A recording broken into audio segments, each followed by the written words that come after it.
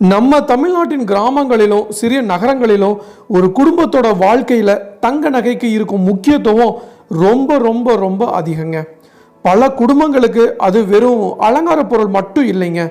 அது அவங்களுடைய அவசர கால சேமிப்பு, வாழ்க்கை பாதுகாப்பு அண்ட் ஆல்சோ இன்னும் சொல்லணும் அப்படின்னா ஒரு பொருளாதார ஆதாரம்னு கூட சொல்லலாம். விவசாய செலவுகள் அதிகரிக்கும் போது, குழந்தைகளின் கல்விக்கான பணம் தேவைப்படும் போது, ஏதாச்சும் ஹாஸ்பிட்டல் எமர்ஜென்சி நிலை உருவாகும் போது, இல்லையா குடும்பத்தோட அன்றாட செலவுகளை சமாளிக்க முடியாத சூழ்நிலையில் மக்கள் முதல்ல நினைப்பது என்னன்னு தெரியுங்களா? தங்க கிட்ட இருக்கும் தங்க நகைகளை அடகு வச்சு கடன் பெறுவது தான். ஸோ குறிப்பாக சொல்லணும்னா தமிழ்நாட்டில் கூட்டுறவு வங்கிகள் இந்த தேவைக்கு ஒரு முக்கியமான ஆதரவாக பல வருஷமாக செயல்பட்டே வராங்க. கிராமப்புறங்களில் தனியார் நிதி நிறுவனங்களில் அதிக வட்டி சுமையிலிருந்து மக்களை காப்பாற்றும் வகையில் கூட்டுறவு வங்கிகளில் குறைந்த வட்டியில் நகைக்கடன் வழங்கி ஆயிரக்கணக்கான லட்சக்கணக்கான குடும்பங்களின் பொருளாதார சுமையை குறைத்து வராங்க. இந்த சூழ்நிலையில தான் அரசியல் மற்றும் தேர்தல் களம் வந்தால் இந்த நகைக்கடன் அப்படிங்கிற ஒரு விஷயம் ஒரு பெரிய அரசியல் விவாதமாகவே மாறுதுங்க. ஏன்னா பல குடும்பங்களில் வாழ்க்கையை நேரடியாக பாதிக்கும் ஒரு முடிவு தான் இதில் இருக்குது.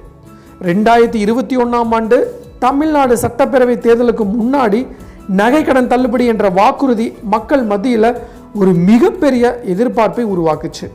அதுக்கப்புறம் அந்த வாக்குறுதி நிறைவேற்றப்பட்ட போது பல லட்ச குடும்பங்கள் தங்களது அடகு வைத்த நகைகளை மீண்டும் மீண்டும் பெற்றாங்க.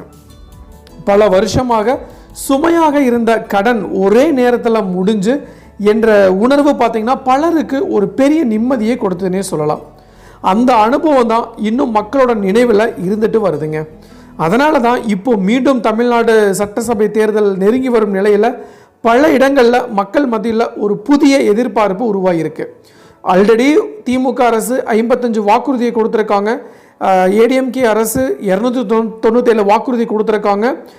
ஆனால் இந்த 2 பேர் கொடுத்த வாக்குறுதியில் நகைக்கடன் தள்ளுபடி அப்படிங்கிற ஒரு விஷயம் இல்லை.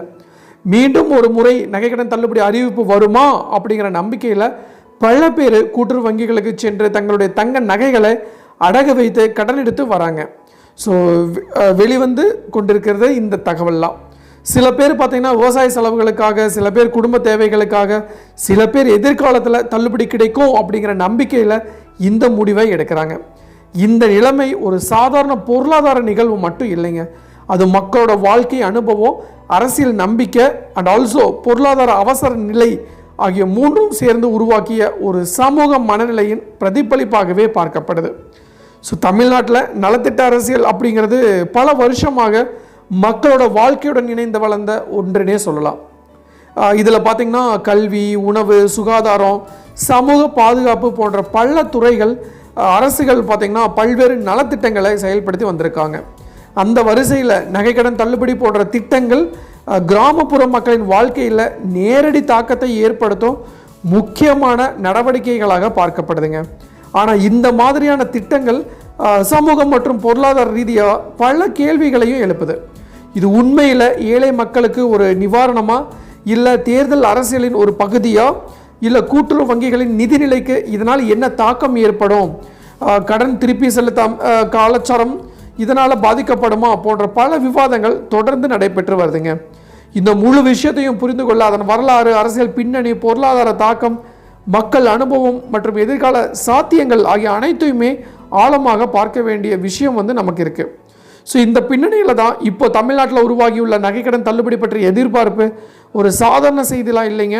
அது கோடிக்கணக்கான குடும்பங்களின் வாழ்க்கை, பொருளாதார நம்பிக்கை அண்ட் ஆல்சோ அரசியல் சூழ்நிலையுடன் நேரடியாக இணைந்த ஒரு பெரிய சமூக நிகழ்வாகவே பார்க்கப்படுதுங்க. ஸோ இதில் பார்த்தீங்கன்னா தமிழ்நாடு சட்டப்பேரவை தேர்தல் நெருங்கும் போதெல்லாம் அரசியல் மற்றும் பொருளாதார ரீதியாக மிக அதிகமாக பேசப்படும் விஷயங்களை ஒன்று தான் நகைக்கடன் தள்ளுபடி, இல்லைன்னா விவசாய கடன் தள்ளுபடி.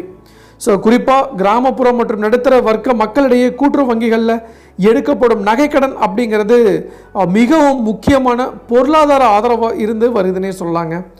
விவசாய செலவுகள், குடும்ப செலவுகள், கல்வி, மருத்துவம், சிறு தொழில் முதலீடு போன்ற பல தேவைகளுக்காக மக்கள் தங்களுடைய இருக்கும் தங்க நகைகளை அடகு வச்சு கூட்டுறவு வங்கிகளில் கடன் பெறுவது தமிழ்நாட்டில் நீண்ட வருஷமாகவே நிலவி வரும் ஒரு பொருளாதார நடைமுறையாகவே இருக்குங்க.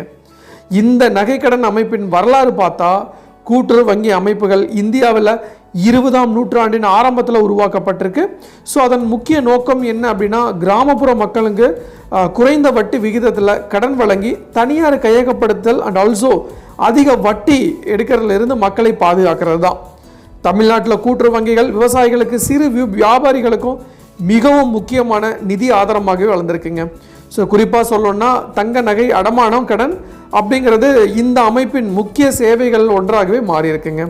இந்த பின்னணியில் தான் தேர்தல் காலங்களில் அரசியல் கட்சிகள் மக்களுக்கு பொருளாதார நிவாரணம் வழங்கும் நோக்கத்தில் கடன் தள்ளுபடி போன்ற வாக்குறுதிகளை வழங்குவதும் ஒரு பொதுவான அரசியல் நடைமுறையாகவே மாறியிருக்கு. 2021ஆம் ஆண்டு தமிழ்நாடு சட்டசபை தேர்தலுக்கு முன்னாடி தேர்தல் அறிக்கையில் அறிவிக்கப்பட்ட முக்கிய வாக்குறுதிகளை ஒன்று தான் கூட்டுறவு வங்கிகளில் பெறப்பட்ட நகைக்கடன் தள்ளுபடி. ஸோ அதன் அடிப்படையில் ஆட்சிக்கு வந்த பிறகு அரசு ஒரு குறிப்பிட்ட வரம்புக்குள்ள உள்ள நகைக்கடன்களை தள்ளுபடி செய்யும் திட்டத்தை அறிவிச்சது. இந்த திட்டத்தின் மூலம் பார்த்தீங்கன்னா பல லட்சம் விவசாயிகள் மற்றும் சாதாரண குடும்பங்கள் தங்களுடைய நகைகளை மீண்டும் பெற்றாங்க. அந்த காலகட்டத்தில் சுமார் ஆயிரக்கணக்கான கோடி ரூபாய் மதிப்பிலான நகைக்கடன்கள் தள்ளுபடி செய்யப்பட்டதாக தகவல்கள் வெளியாச்சு. இந்த நடவடிக்கை கிராமப்புறங்களில் அரசுக்கு பெரிய அளவில் அரசியல் ஆதரவை ஏற்படுத்தியதாக பல அரசியல் ஆய்வாளர்கள் கூறுறாங்க. ஸோ இப்போ மீண்டும் தேர்தல் சூழ்நிலை உருவாகி கொண்டிருக்கும் நிலையில் மக்கள் மத்தியில் அதே மாதிரியான ஒரு புதிய நகைக்கடன் தள்ளுபடி அறிவிப்பு வரக்கூடும் அப்படிங்கிற எதிர்பார்ப்பு அதிகரித்துக்கிட்டே இருக்குங்க. அதன் காரணமாக தான் பல இடங்களில் மக்கள் கூட்டுறவு வங்கிகளுக்கு சென்று தங்களுடைய நகைகளை அடகு வச்சு கடன் பெற்று வராங்க. இந்த நிலைமை ஒரு வகையில் அரசியல் மற்றும் பொருளாதார மனநிலையின் பிரதிபலிப்பாக பார்க்கப்படுது அப்படின்னு சொல்கிறாங்க நிறைய பேர். ஸோ விவசாயிகளுக்கு இது விவசாய முதலீடுகளை மீண்டும் தொடங்க உதவுது. அண்ட் ஆல்சோ கிராமப்புற பொருளாதாரத்தில் ஒரு அளவுக்கு பண ஓட்டத்தை அதிகரிக்குன்னே சொல்லலாம். ஸோ என்ன அப்படின்னா இதில் பிரச்சனை, இது மாதிரி தள்ளுபடி பண்ணால் கடனை திருப்பி செலுத்தும் பழக்கம் மக்கள்கிட்ட குறையலாம் அப்படின்ட்டு அரசியல் வட்டாரங்கள் கருதுறாங்க. ஸோ இருந்தாலும் அரசியல் ரீதியாக இந்த மாதிரியான திட்டங்கள் மக்களிடையே அதிக வரவேற்பை பெறுது. குறிப்பாக தேர்தல் காலங்களில் இந்த அறிவிப்புகள் அரசியல் விவாதங்களில் முக்கிய இடத்தை பெறுதுனே சொல்லலாம். ஸோ தமிழ்நாட்டில் நலத்திட்ட அரசியல் என்பது நீண்ட காலமாக சமூகம் மற்றும் அரசியல் அமைப்பின் ஒரு பகுதியாகவே இருந்து வருது. ஸோ அதனால தான் எதிர்கால நேரத்தில் சூழ்நிலையை நகைக்கடன் தள்ளுபடி போன்ற அறிவிப்புகள் மீண்டும் அரசியல் மற்றும் பொருளாதார விவாதங்களில் முக்கியமான தலைப்பாகவே மாற வாய்ப்பு இருக்குன்னே சொல்லலாங்க. ஸோ மொத்தத்தில் பார்க்கும்போது பார்த்தீங்கன்னா தமிழ்நாட்டில் நகைக்கடன் தள்ளுபடி அப்படிங்கிற விஷயம் ஒரு சாதாரண பொருளாதார நடவடிக்கை மட்டும் இல்லைங்க. அது சமூக வாழ்க்கை, அரசியல் வாக்குறுதி அண்ட் ஆல்சோ கிராமப்புற பொருளாதாரத்தின் உண்மையான நிலை ஆகியவற்றை ஒரே நேரத்தில் பிரதிபலிக்கும் ஒரு முக்கியமான நிகழ்வாகவே இருந்து வருதுங்க. அதே நேரத்தில் சமூக பாதுகாப்பு மற்றும் பொருளாதார நிவாரணம் ஆகிய ரெண்டுக்கும் இடையில் சமநிலை ஏற்படுத்துவது அரசின் மிகப்பெரிய பொறுப்பாகவே மாறி வருது.